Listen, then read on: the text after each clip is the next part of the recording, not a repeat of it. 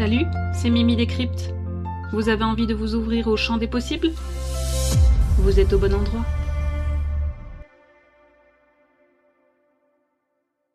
Bon, maintenant que tu commences à te familiariser avec le vocabulaire du Web3, on va parler d'un mot que tu vas entendre tout le temps si tu décides d'investir, le wallet. Alors non, ce n'est pas un nouveau sac à main à la mode. Wallet, ça se traduit par portefeuille et c'est donc ton portefeuille numérique, celui qui va garder tes cryptos bien au chaud. Disons que tu possèdes un Bitcoin.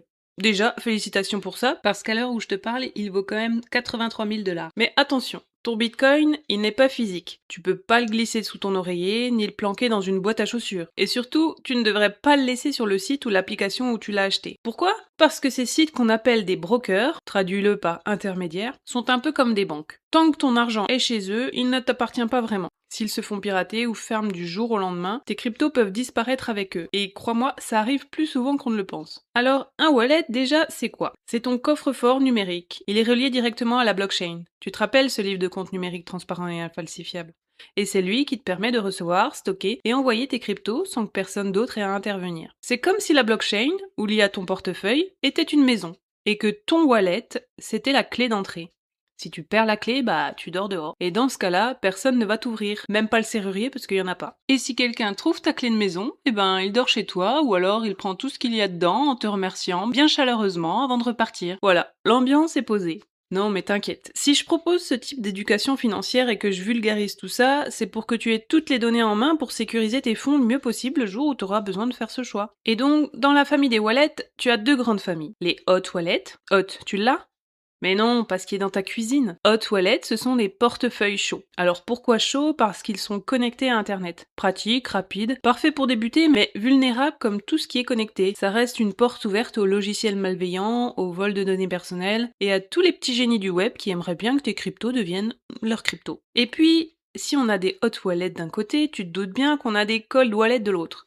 Les portefeuilles froids. Eux, ils sont hors ligne. Totalement. Ça veut dire qu'ils sont quasiment impossibles à hacker à distance. Et ça, c'est super cool. Alors que les portefeuilles chauds sont en ligne, les portefeuilles froids, eux, sont bel et bien dans notre monde réel. Ils ressemblent la plupart du temps à des clés USB ou des cartes de la taille d'une CB. Mais tu vois, même le meilleur wallet du monde ne vaut rien si tu ne comprends pas le truc le plus important dans tout ça, ta phrase secrète, ou seed phrase. Quand tu crées un portefeuille, il te donne une phrase de 12 ou 24 mots. Ce n'est pas un poème, c'est ton accès total, absolu et définitif. Si tu le perds, c'est fini. Si quelqu'un le trouve, il peut tout prendre. Donc cette phrase secrète, tu la protèges. Tu ne la mets pas dans ton téléphone, pas en photo, pas sur Google Drive. Tu l'écris à la main, tu la ranges hors ligne et si possible dans un endroit à l'abri du feu, de l'eau, des enfants et des chiens. Parce que les chiens adorent détruire les choses importantes. Et évidemment, avec tout ça, certains projets essayent d'inventer des solutions plus simples, moins effrayantes pour les débutants. On peut citer par exemple le fameux Social Recovery, une sorte de récupération de ton portefeuille par des tiers de confiance. Le principe est simple. Si tu perds ton accès, tu peux demander à plusieurs personnes de confiance ou à des appareils à toi, de confirmer que oui, c'est bien toi, comme si t'avais un comité de secours. Genre, salut, c'est Mimi, j'ai perdu mes clés. Est-ce que vous pouvez valider que c'est bien moi et ouvrir la porte de ma maison? Et si assez de monde dit oui, c'est tout bon. C'est pratique, c'est rassurant, mais évidemment c'est moins souverain, parce que tu dépends des autres. Et quand tu commences à dépendre des autres, tu n'es plus totalement maître de tes clés. Donc c'est un choix à faire, confort ou souveraineté. Maintenant que tout ça est posé, je voudrais t'expliquer clairement comment l'argent circule vraiment depuis ta banque jusqu'à ton wallet crypto et pourquoi tu risques d'entendre des mots chelous durant ce parcours. Parce que oui, on évolue dans un écosystème principalement anglophone et que moi-même, étant une bille en langue vivante, j'ai un peu galéré. Je vais donc te détailler tout ça. Alors, imagine que tu démarres avec ton compte bancaire classique, celui où ton salaire arrive. Pour acheter de la crypto, tu vas devoir passer par un endroit qui accepte ton argent du monde réel. Et ça, ce sont les plateformes centralisées. Ces plateformes sont obligées par la loi de vérifier ton identité. C'est ce qu'on appelle le KYC, Know Your Customer. En français, connaître ton client. Ça veut dire passeport, selfie, adresse, parfois preuve de revenus. Bref, ils veulent être sûrs que tu es bien toi et pas un trafiquant ou un robot russe. Tu arrives sur la plateforme centralisée, tu fais ton KYC, tu envoies 50 € et tu achètes ta crypto en faisant un virement euro vers BTC par exemple. Bravo! Et là, beaucoup de gens pensent que c'est bon, c'est fini, ils ont de la crypto. Non, ce que tu as, c'est un chiffre sur le compte d'une plateforme. Et tant que la crypto reste sur cette plateforme, elle ne t'appartient pas.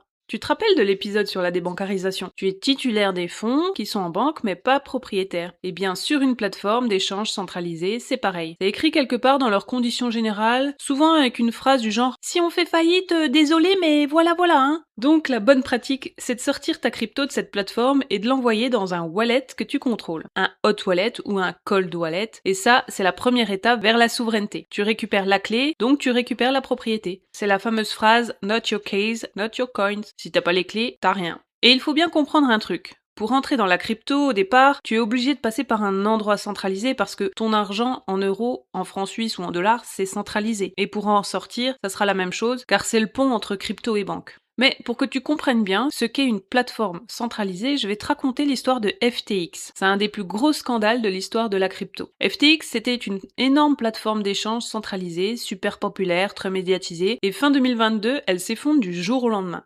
Littéralement, la boîte fait faillite, son fondateur est accusé d'avoir utilisé l'argent des clients comme si c'était son propre portefeuille. Et ceux qui avaient laissé leur crypto dessus, ils ont perdu leurs fonds. Pas parce que la blockchain avait buggé, pas parce que leur wallet avait été piraté, non, juste parce qu'ils n'avaient pas les clés. Not your keys, not your coins. Certains ont perdu tout ce qu'ils avaient sur la plateforme. D'autres attendent encore que la justice fasse son travail pour espérer récupérer une partie de leur crypto. Et c'est pour ça que c'est tellement important que je t'explique tout l'écosystème, même si tu n'utilises que 10% des outils. Parce que savoir tout ça te permet d'être serein.